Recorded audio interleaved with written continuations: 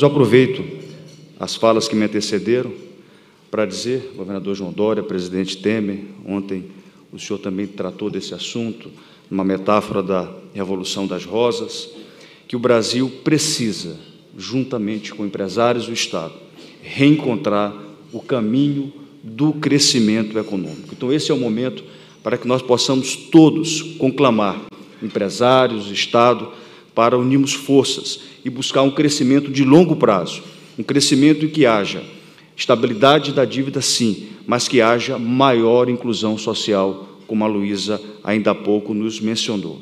Nós temos de ter um único alvo, não enfrentamento de pessoas. Nós temos que debater ideias e propostas. Esse deve ser o objetivo de encontros como o que nós estamos realizando aqui.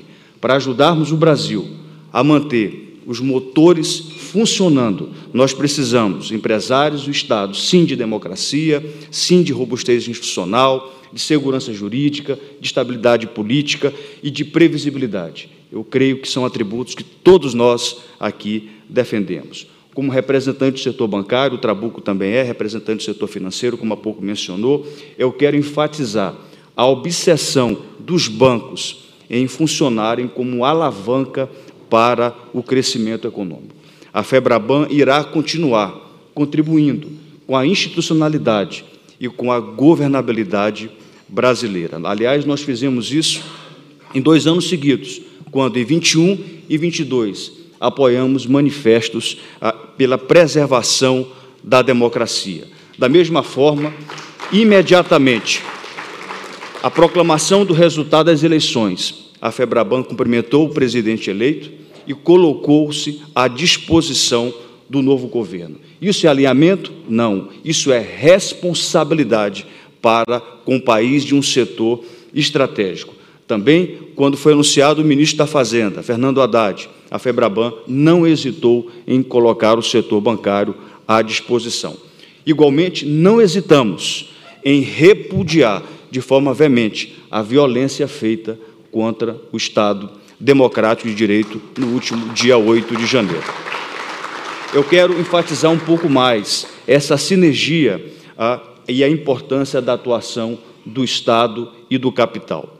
A união do setor público com os empresários é a única saída que conseguimos enxergar para enfrentarmos as mazelas que ainda assolam o país, e são muitas as mazelas. O país precisa superar muitos desafios.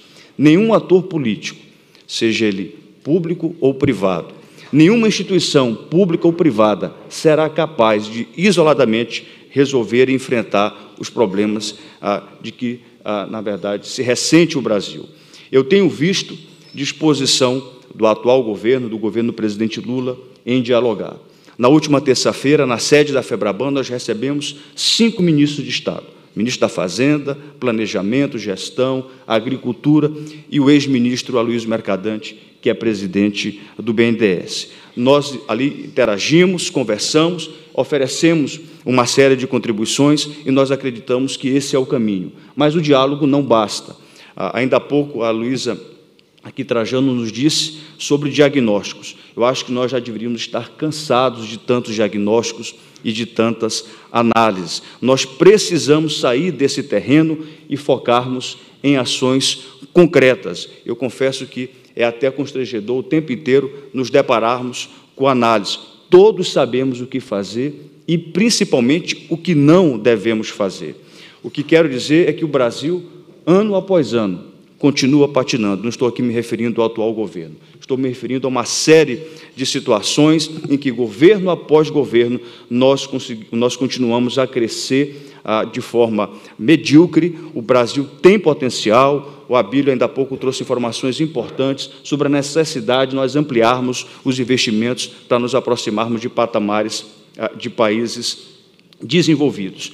Sabemos que crescimento e geração de emprego são a melhor forma de uma política social eficiente. Mas existem premissas para isso, e nós precisamos fortalecer essas premissas: estabilidade macroeconômica, inflação estável, baixa e previsível, casa arrumada do ponto de vista da sustentabilidade da dívida. E eu estou seguro que todo o governo mira essa perspectiva.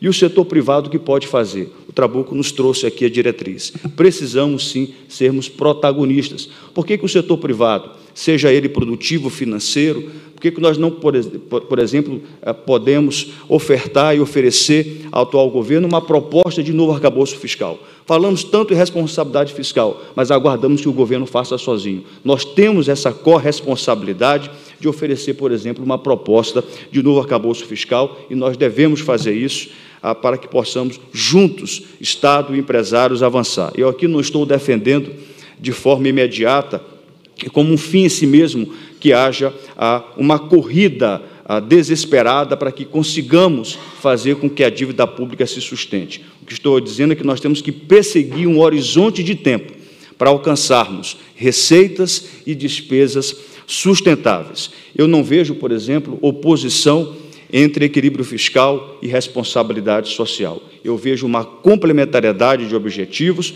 Nós sabemos que, sem equilíbrio das contas, o que nós vamos ter é uma espiral da inflação, e a inflação acaba alcançando exatamente aqueles que são mais necessitados. Também não vejo um antagonismo entre investimentos privados e públicos. Muito ao contrário. O capital privado e o capital público são importantes para que nós possamos ter ciclos robustos de investimento. Aliás, até pelas limitações também do orçamento público. Certo é que o país tem uma agenda de reformas e nós precisamos avançar. Eu destaco aqui 3 delas: a reforma tributária, a reforma administrativa e a mudança no ambiente de negócio.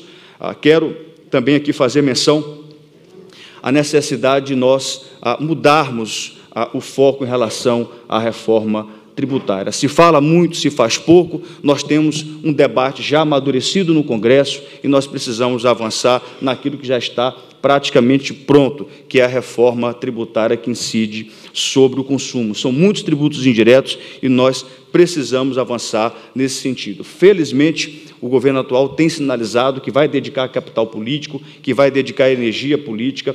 Isso já é uma notícia que nós deveríamos comemorar, mas nós precisamos concretizar a aprovação dessa reforma. Além disso, a reforma administrativa, como eu mencionei, precisa avançar. O Estado é ineficiente. Nós precisamos ter políticas públicas para melhor aferir a eficiência das políticas do Estado. Quero, por fim, aqui mencionar a necessidade, Trabuco, de nós avançarmos na melhoria do ambiente de negócios. O Brasil precisa perseguir uma agenda para baratear o elevado custo de crédito. Nós não temos nenhuma dificuldade, setor bancário, em falarmos a esse respeito. É muito caro no Brasil emprestar dinheiro, é muito caro no Brasil tomar crédito. E nós precisamos de um novo marco de garantia. Temos de sair de uma posição vergonhosa, governador Dória. O Brasil tem um setor bancário que menos recupera a garantia no mundo. Isso nos faz com que o spread bancário seja bastante elevado. E falando de custo de crédito, quero aqui fazer uma menção importante. Os bancos não precisam de juros altos para terem lucros. O que nós precisamos é perseguir uma agenda para baratear o custo do crédito. As taxas de juros precisam realmente baixar, mas isso não depende apenas dos bancos. Nós precisamos avançar numa agenda estrutural de reformas. O crédito ainda é muito tributado, a inadimplência é elevada, e isso pesa no spread bancário. O que os bancos defendem são juros e spread menores, para que nós possamos ampliar a oferta de crédito, democratizar o acesso ao crédito para as famílias e para as empresas. Eu concluo afirmando que o setor bancário continuará fazendo sua parte. Nós continuaremos presentes na economia e os bancos não têm do que se vergonhar. Nós emprestamos, nós concedemos nos últimos 3 anos 15 trilhões de reais em crédito. Eu não conheço um setor que tenha confiado tanto nas empresas, nas famílias, na comparação desses números. São 15 trilhões de reais, 2 bilhões em ações sociais na pandemia. E, por fim, eu quero ressaltar que nós já tivemos muitas turbulências no início de um ano, no início de um governo. Não há mais como nós esticarmos a corda do tensionamento político. É importante que nós avancemos. O governo está trabalhando legitimamente, o Congresso, o Poder Judiciário, e nós precisamos nos unir em prol prol do crescimento do Brasil. Muito obrigado.